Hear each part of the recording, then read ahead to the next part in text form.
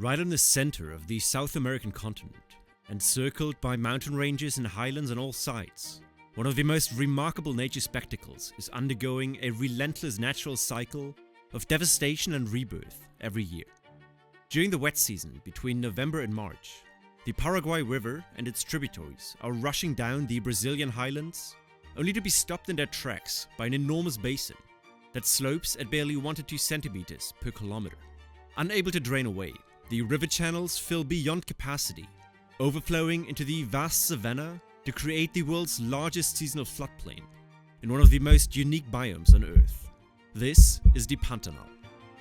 To fully understand the mechanics of this complex hydrological system, in this video we'll explore the unique annual water cycle and its consequences on the wildlife and which challenges arise when humans are trying to build a livelihood in such an environment.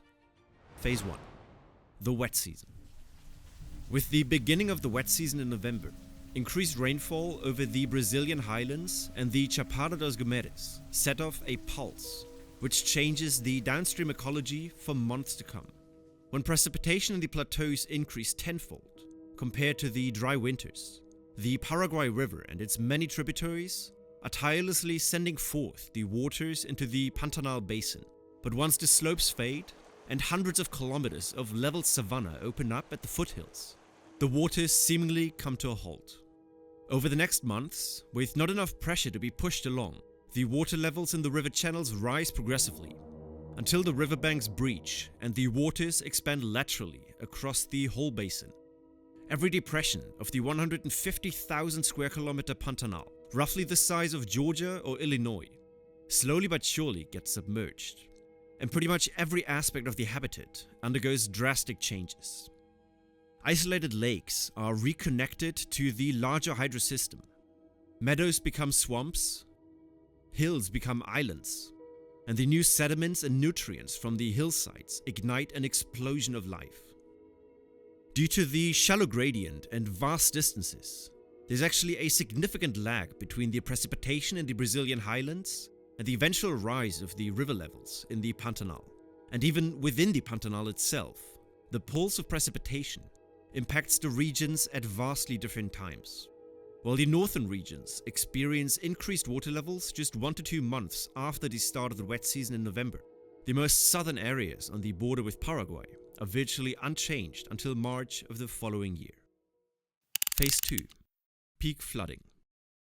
Despite the precipitation in the surrounding highlands slowing down again, the waters across the whole of the Pantanal are still rising. The residence time of most water in the system is roughly 5 to 6 months, so peak flooding across the system will occur at vastly different times. Around May, however, when the northern sections slowly start draining again, the center reaches its peak flood levels and the water is still rising in the south. A total of 80% of the Pantanal is submerged under a thick blanket of muddy waters. Water levels range from 0.5 to 5 meters in depth, depending on the local topography. And what once started off as countless isolated lagoons, rivers and lakes has now become the largest interconnected temporary wetland system in the world. The stagnant waters and lukewarm temperatures between 25 and 30 degrees Celsius result in the rapid expansion of water hyacinth across the open water zones.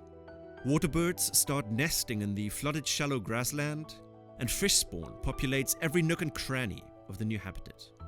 Formerly dry forests become a unique arboreal habitat, and what formerly were hills have now become narrow corridors for terrestrial animals to traverse the completely new landscape.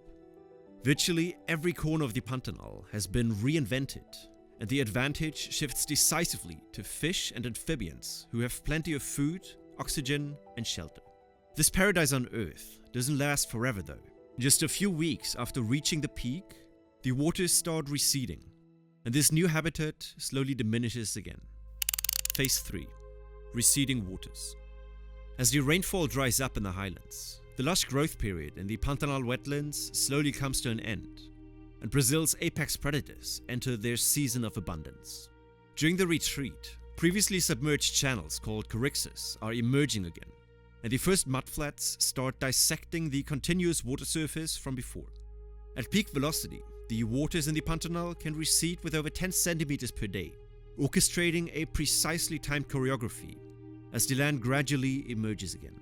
After 5 weeks, the sea has fractured into larger lakes. After 10 weeks, only channels, lagoons, and depressions hold on to their water. And after 15 weeks, nearly all free-flowing water outside of the deepest lagoons and permanent rivers has either refilled the aquifers, returned to the main stem of the Paraguay River, or evaporated, leaving behind salt pans. The sudden isolation of thousands of small lagoons across the Pantanal now create a challenging environment for the aquatic species which found themselves in these small pools, with temperatures rising, oxygen levels sinking, and pH levels drastically fluctuating on a daily basis. By September, the water coverage declined from 80% to a mere 20%, locking in most aquatic life in the even smaller pools, which completely reshuffles the food chain. Storks, herons, and eagles now migrate from pool to pool, joining otters, caimans, and foxes in their feast on helpless fish. Even the jaguar joins in, terrorizing the rest of the fauna as everyone prepares for the final phase of the annual cycle. Phase 4. Survival of the fittest. By the end of September, precipitation in central Brazil has reached its low point, and the climate of the Pantanal starts resembling that of a desert. Heat waves regularly surpass the 40 degrees Celsius mark, relative humidity plummets, and the sun is scorching the earth relentlessly. For the following 2 months, only the deepest ponds will retain any water. The exposed grass starts to wither away, and the sandy earth starts cracking up in the dry heat. Most of the vegetation is becoming dormant and relying on their root networks to stay alive, just waiting for the rain to return. Overall, life slows down drastically in the Pantanal, and nature's dangers are lurking everywhere. The brittle straw that once was the lush submerged meadows has now become the kindling for regular bushfires. And in the few remaining water sources, now covering only 15% of the Pantanal, ammonia is building up, while toxic cyanobacteria are spreading fast. Aquatic habitats have become a true hunger game, where the remaining species are fighting for survival. The ones that are able to roam the savanna seek refuge in the gallery forests surrounding the permanent streams, trying to persevere until the next rainfall. Just before the return of the rain in the beginning of November, the Pantanal is but a shadow of itself from just a few months ago. But with cooling temperatures in the surrounding highlands, the first clouds already start forming on the horizon, ensuring that the cycle will continue. Taking a step back, the wild animals are not the only ones living in and having their life defined by Mother Nature's unforgiving cycle. The Pantanal is also Brazil's primary region for cattle pastures, with enormous ranches called fazendas covering nearly 80% of the basin. The roughly 1.5 million people and 4 million cattle have adopted a lifestyle in sync with the flood pulses, so the ranches are run like nowhere else in the world.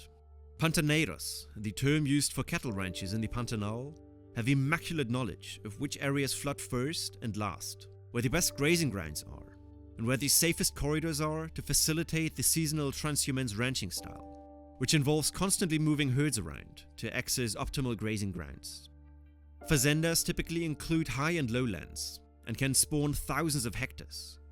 During the wet season, basic utilities often become a luxury, with even the major roads becoming inaccessible and electricity supply being based on generators and solar systems instead of a unified grid. Every aspect of infrastructure is built to be in harmony with the natural cycle and to withstand the floodings as well as possible, but economic pressures to industrialize the whole process, putting the fragile ecosystem at risk. Upstream dam proposals for the Paraguay River threaten to throw off the balance, while paved and reinforced roads and flood control measures may fracture the ecosystem, potentially deteriorating the invaluable biodiversity of the Pantanal. The effort to balance people's livelihood and prosperity against ecological conservation is a tightrope to walk on, but progress is being made on both ends. In the year 2000, the Pantanal was recognized as a UNESCO World Heritage Site, and extensive national parks and wildlife reserves were established across the whole basin, which in combination with the promotion of sustainable farming and ranching practices, paves the way for many more generations to enjoy this magnificent nature spectacle. Next to the Pantanal, the South American continent has so many more facets to offer, like the complexities of the Amazon rainforest, Andean heights, and the coastal deserts, which all come together in countries like Peru. If you want another deep dive, I can recommend this video next, or watch what YouTube thinks is best for you here. See you in the next one. Cheers.